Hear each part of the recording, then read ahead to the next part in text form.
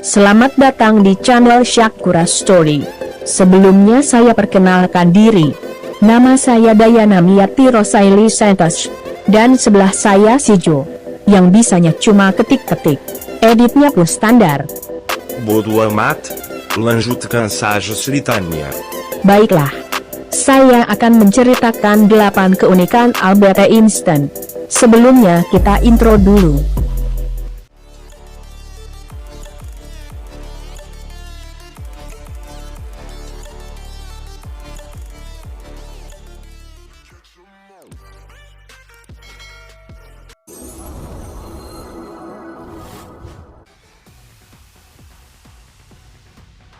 Einstein tidak gagal dalam matematika saat masih anak-anak seperti yang sering disebut-sebut orang di sekitarnya.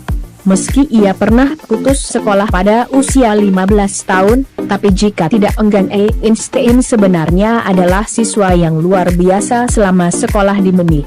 Dia mendapat nilai tinggi selama masa sekolahnya di Munich, dan hanya dibuat frustrasi oleh apa yang dia gambarkan sebagai disiplin mekanik yang diminta oleh gurunya. Sebelum saya berusia 15 tahun, saya telah menguasai kalkulus diferensial dan integral, kata Einstein menolak rumor tentang dirinya yang gagal matematika.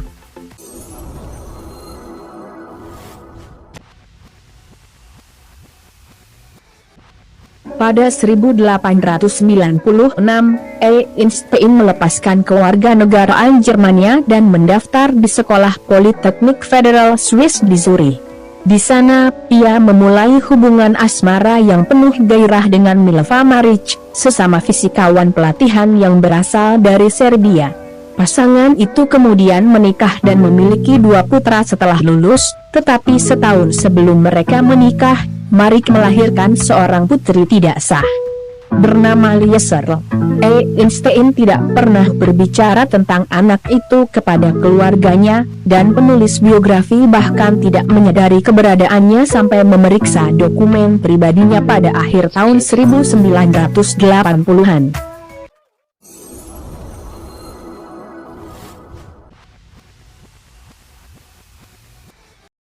Einstein menunjukkan kilasan kecemerlangan selama bertahun-tahun di Politeknik Zurich. Tetapi kepribadiannya yang memberontak dan kegemarannya memulos membuat profesornya memberinya rekomendasi yang kurang cemerlang setelah lulus pada 1900. Fisikawan muda itu kemudian menghabiskan 2 tahun mencari posisi akademis sebelum menetap di kantor paten Swiss di Bern. Dia tidak memenangkan jabatan profesor penuh sampai 1909, hampir 1 dekade setelah dia meninggalkan sekolah.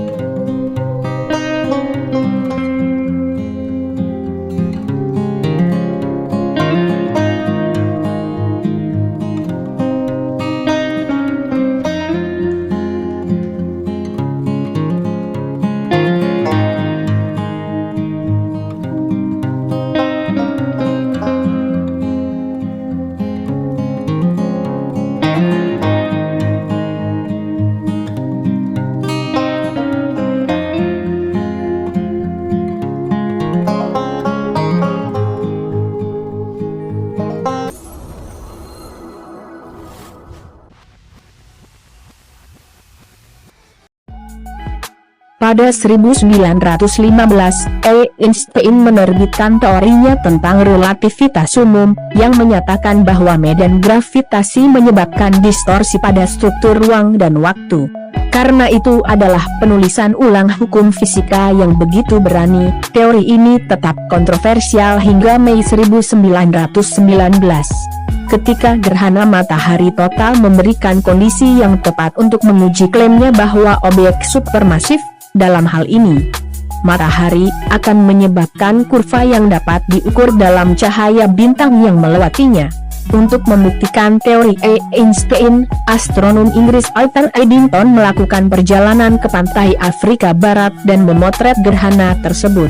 Setelah menganalisis gambar-gambar itu, dia memastikan bahwa gravitasi matahari telah membelokkan cahaya kira-kira 1,7 detik busur, persis seperti yang diprediksikan oleh relativitas umum.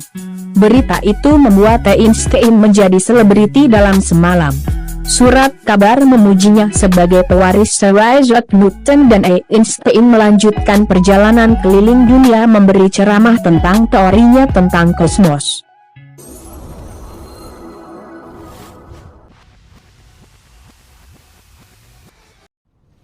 Einstein sangat religius pada usia 12 tahun, bahkan menggubah beberapa lagu untuk memuji Tuhannya dan menyanyikan lagu religius dalam perjalanan ke sekolah.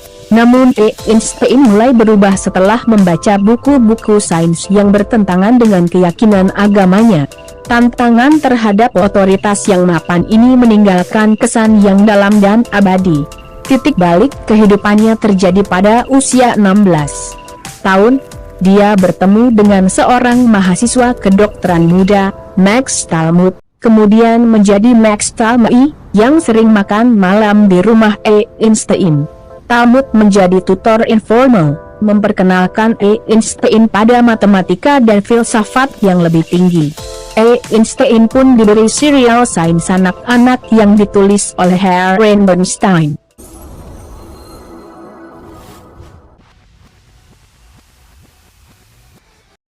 Pada akhir tahun 1930-an, Einstein mengetahui bahwa penelitian baru telah menempatkan ilmuwan Jerman di jalur yang tepat untuk menciptakan bom atom.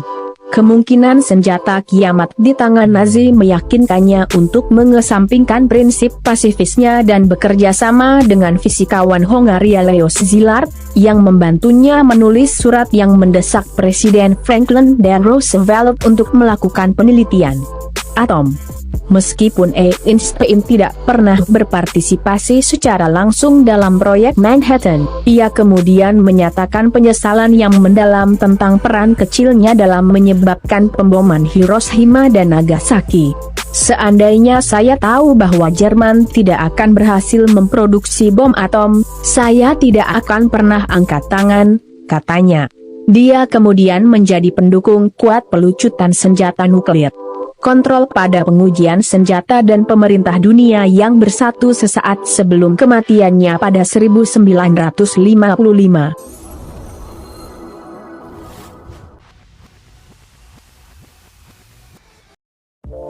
Einstein meninggal pada April 1955 karena aneurisma aorta perut.